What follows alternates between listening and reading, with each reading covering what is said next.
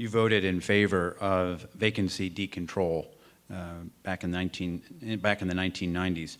What is your position on vacancy decontrol today? Well, in favor. What actually happened was... I'm sorry, what was that? I said, let me qualify what in favor means. What happened was the rent regulation laws had expired. At midnight on a Sunday night, the Senate wouldn't go into session because Bruno could not defeat my motion to continue the rent regulation laws, and we were at impasse, but the laws expired. By the next morning, Bruno and Pataki had announced in the press months before they weren't going to extend any rent protections.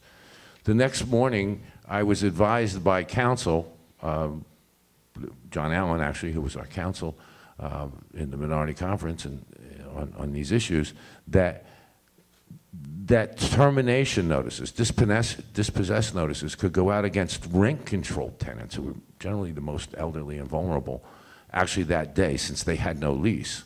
They could only go out against rent-stabilized tenants who happened to have a lease that expired the night before. So what we were facing was people would actually lose their homes. There were no more rent protections.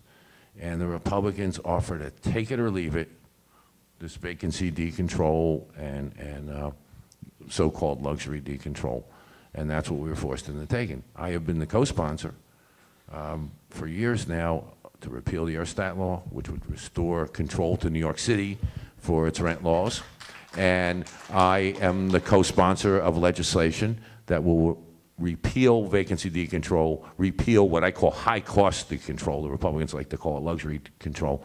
And I'm very confident when we have a majority next year, these bills pass the Assembly every year, we're going to pass them in the State Senate and put right what we were forced into. But I was never in favor of that. This was a take it or leave it.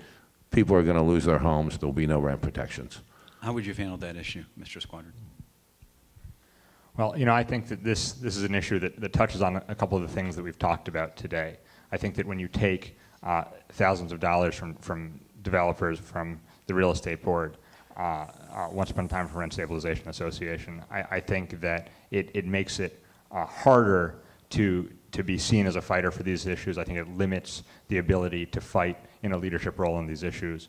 I hope desperately both repealing Erstat and certainly repealing the policies, vacancy, luxury, high-income decontrol that end rent regulation in this city, that a Democratic Senate is enough to do it. I really do. I believe that we desperately need a Democratic Senate to do it, and we also must have folks there who are willing to throw down the gauntlet, go to the mat on this issue. It is that important, and it's going to be that difficult. You know, the New York Times wrote recently about the fact that all this real estate money was now going towards Democrats that had been going towards Republicans in anticipation of the Democratic takeover of the state Senate, and it worries me a whole lot.